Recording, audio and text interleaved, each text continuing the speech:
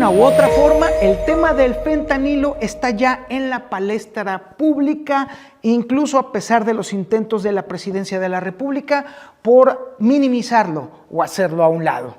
Ya es inevitable y bueno, esto ha obligado al presidente Andrés Manuel López Obrador a, más allá de negarlo como un problema doméstico, empezar a hacer algunas propuestas.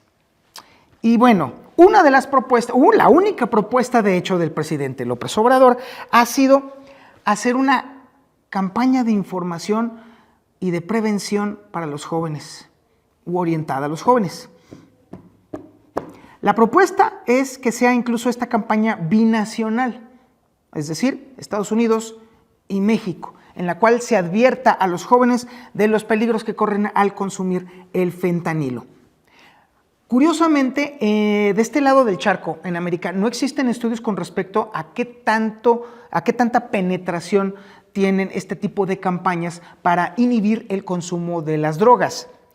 Pero Europa, insisto, nos llevan 100 años de ventaja en Europa. En Europa sí existen estudios que ya analizaron, es un metaanálisis que se llevó a cabo para ver qué tanto inhibían las campañas de concientización con respecto al uso de las drogas, el consumo de las mismas entre la población juvenil y adulta joven.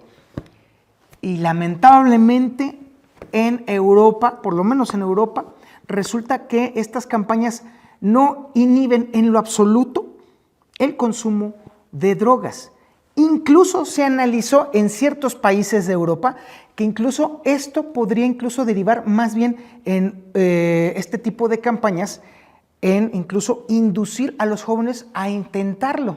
Es decir, que estas campañas incluso tienen el efecto contrario. Insisto, es un estudio que se llevó a cabo en Europa y que obviamente arroja luz también un poco en el tema local, doméstico, nacional o incluso si usted quiere entre Estados Unidos y México. ¿Cuántas campañas de intento de inhibición de consumo de drogas hemos escuchado? Cientos, centenares de campañas.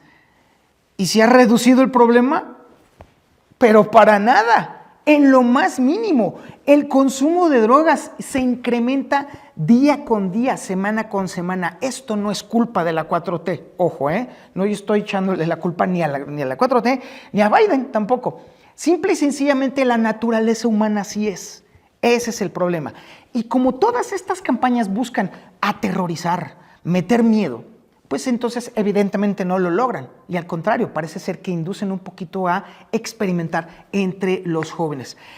Irónicamente, estas campañas también que están diseñadas, por supuesto, en los escritorios y no en el terreno, cometen un error gravísimo.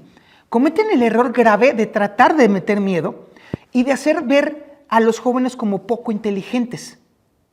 O en todo caso, o señalar o estigmatizar a los jóvenes que consumen drogas como poco inteligentes. Y si hay algo que detesta cualquier joven, es precisamente que lo tilden de tonto. Y estas campañas es exactamente lo que logran. No estoy yo haciendo ninguna propuesta, ni tampoco estoy siendo yo el mercadólogo del año, por supuesto, pero quizá valdría la pena explorar la posibilidad de que estas campañas, en vez de estigmatizar el consumo de las drogas, en todo caso que promuevan el consumo inteligente o el que los jóvenes son inteligentes. Eso sí le gusta a los jóvenes. A los jóvenes no les gusta que les digan, ni que les adviertan, ni que les amenacen, ni mucho menos, no. A los jóvenes les gusta ser inteligentes. Y les gusta que les digan que son inteligentes y les gusta pasar por inteligentes. Entonces, si estas campañas estuvieran orientadas justamente hacia jóvenes que son inteligentes o priorizar la inteligencia por encima del consumo de drogas, quizás se pudiera hacer algo. Pero más allá de ese asunto, hay que decirlo, no está desprovisto de mérito que se haga la propuesta de una campaña informativa. Por supuesto que la información en este tipo de cosas es muy valiosa, pero también diseminar información con un valor de inteligencia y que esta inteligencia se la pasen precisamente a los receptores de la campaña sería lo idóneo. Si las campañas binacionales que está proponiendo el presidente López Obrador salen con el mismo cuento de meterle terror a los chavos, lamento mucho decirlo, como siempre, como de costumbre y como lo hemos visto en las últimas décadas, la batalla está perdida. Bueno, pues yo creo que ya con respecto a las hordas que quemaron la efigie de la presidenta de la ministra de la Suprema Corte de Justicia, Norma Piña, ahí en el Zócalo, yo creo que ya han sido bastante comentadas a lo largo de las últimas horas. Y sí, esta práctica medieval, pues obviamente no faltó quien incluso la defendiera, diciendo que era parte de las tradiciones mexicanas. Ya se imaginarán ustedes a quiénes me refiero con este tipo de cosas.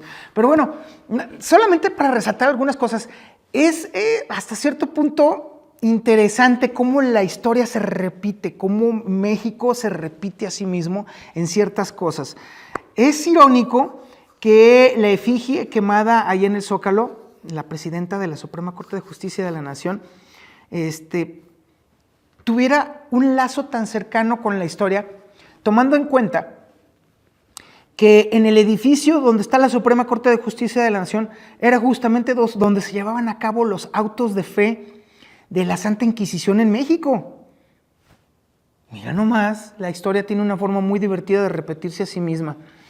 Y bueno, déjame decirle que este asunto de la supuesta tradición de la quema, por ejemplo, no faltó quien dijera que es que esto se remonta a la quema de los Judas y todo este tipo de cuestiones. Mire, ahí le va. En específico, estrictamente, en México específicamente, la Santa Inquisición no solamente acusaba y condenaba a quienes blasfemaran o quienes fueran considerados como herejes, sino que incluso la Santa Inquisición mexicana también incluso llegaba al extremo, por ejemplo, de que si alguien moría durante el transcurso de su juicio, sacaban sus huesos de la tumba y los quemaban. O, por ejemplo, si alguien tenía ya tiempo muerto y de pronto alguien decía, es que fulano de tal, yo me acuerdo que hizo tal cosa, pues entonces ya lo volvían a enjuiciar. Incluso cuando esa persona fallecía o desaparecía y ya no estaba presente para ser enjuiciado, se hacían representaciones de madera de esa persona y se las quemaba justo allí en la zona donde está hoy el edificio de la Suprema Corte de Justicia de la Nación. Y entonces también la misma iglesia entonces lo condenaba no solamente al olvido, sino también incluso a los infiernos más profundos y así por el estilo. Prácticas medievales que nos heredaron los españoles, eso es cierto, eso es totalmente cierto. El hecho de que ahora se vuelva a repetir la historia, obviamente reciclada de manera chafa por la 4T, pues de hecho nos deja ver bastante claramente la contextura moral de las personas que van con la 4T, por un lado. Y por otro lado, cómo el México bronco sigue intacto. No lo ha tocado absolutamente nadie. El México retrógrada, el México que se va por la sensación de las entrañas, el México que no piensa, el México que se deja de llevar como borrego, el México que necesita a fuerza un tlatoani, un padre que le diga qué hacer y que es capaz incluso de aventarse a la pira si acaso ese padre se lo ordena. Cosas que todavía nos deben de preocupar y que en pleno arranque del siglo XXI estemos siendo testigos aquí en México de este tipo de cosas, nos debería de preocupar a muchos, pero a muchos, porque ese México bronco, cualquier imbécil lo va a querer despertar. Digo, si a la referencia no es más que evidente allí en estas imágenes, pues entonces creo yo que estamos todavía no estamos a salvo de los imbéciles, de los retrógradas, de los milenaristas, si usted quiere, o de quienes definitivamente están ansiosos de que ese México bronco se despierte. Y créame, eso es lo que menos queremos en México. Relevante, interesante y muy revelador que nadie de la familia Cárdenas haya acudido a el mamotreto ese que se hizo allí en el Zócalo de la Ciudad de México para conmemorar el aniversario de la expropiación petrolera. Es muy revelador que también, bueno, en este mismo espacio habíamos criticado justamente que Lázaro Cárdenas Batel todavía siguiera siendo parte del gobierno del presidente López Obrador, luego de que López Obrador había acusado de derechización al ingeniero Cárdenas. Pues bueno, terminó renunciando Lázaro Cárdenas Batel a la coordinación de asesores del presidente de la República. Algunos dicen que es para jugar la gubernatura, una gubernatura, otros dicen que es para otras cuestiones, pero el hecho es que ya los Cárdenas no están en el gobierno ya de López Obrador. Y además no estuvieron en este evento.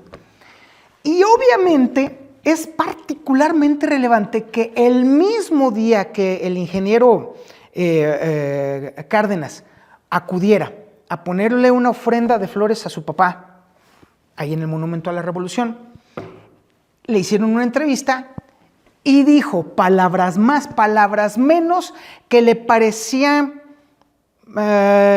preocupante. Primero, que Tres Bocas al final va a terminar costando 3 veces más de lo que había prometido el presidente López Obrador, en un ámbito internacional en el cual todo está orientándose hacia el consumo de energías limpias. Ándale, güey. De alguna manera, la figura de Lázaro Cárdenas, Tata Cárdenas, por supuesto, es ya es dogmático el asunto, este tema de que el petróleo es de México, bueno, que es una falacia, por supuesto, pero de ahí se deriva justamente una narrativa que supo utilizar bien, de hecho todos los presidentes han sabido utilizar bien precisamente para llevar agua a su molino, esto del el petróleo es de los mexicanos, lo cual sigue, insisto, es una falacia absoluta.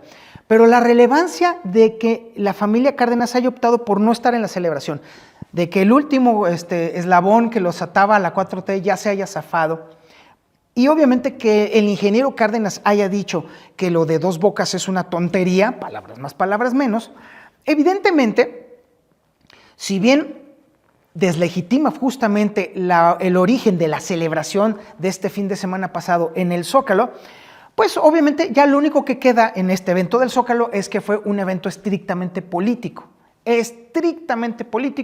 de los que le gustan al presidente López Obrador para sentirse amado después de a sus muy bien pagadas huestes, porque es la verdad. O el acarreo estuvo allí, pero de la fregada. Y vaya que sí, más que elocuentes las imágenes en múltiples medios de comunicación del acarreo y de las tortas y del pase de listas, al más puro estilo del PRI de los 60s y de los 70s. ¿Qué toca esperar después de todo este tipo de asuntos? Pues bueno, lo que queda bastante claro es que México está metido en un problema energético grave, porque mientras se sigue tirando dinero justamente en el tema de Dos Bocas y se sigue haciendo a un lado el uso de energías limpias o de energías renovables, pues ¿qué clase de México le va a terminar entregando López Obrador a quien le siga o a quien le suceda? Porque, insisto, y perdón que vuelva a dar guerra sobre este asunto, pero el tema energético en México está en un serio problema, ¿eh? Y ahora que nos caiga encima justamente este tema del panel de controversias por el tema energético, precisamente, pues va a quedarle, López Obrador va a dejar muy maltrecho a México en materia de sostenibilidad energética o de autosuficiencia energética. Y México estará otra vez de nueva cuenta en las antípodas y terminará rogándole a las grandes potencias que le eche la mano para entonces tratar de medio actualizarse después del hecatombe que consistió precisamente en permitir que López Obrador hiciera este tipo de ridículos. Bueno, no este que está a mis espaldas, sino el que hizo este fin de semana. Este sí es de veras, y ese también llenó el Zócalo, por cierto, y ese sí era de Aneta. Y obviamente los mexicanos terminaremos plagando los platos rotos precisamente de la poca consistencia en la autosuficiencia energética mexicana. ¿Y todo esto para qué? ¿Por qué estoy diciéndole a usted todo esto? ¿Ya ve las consecuencias? Cuando uno elige papanatas o dogmáticos, ahí están las consecuencias.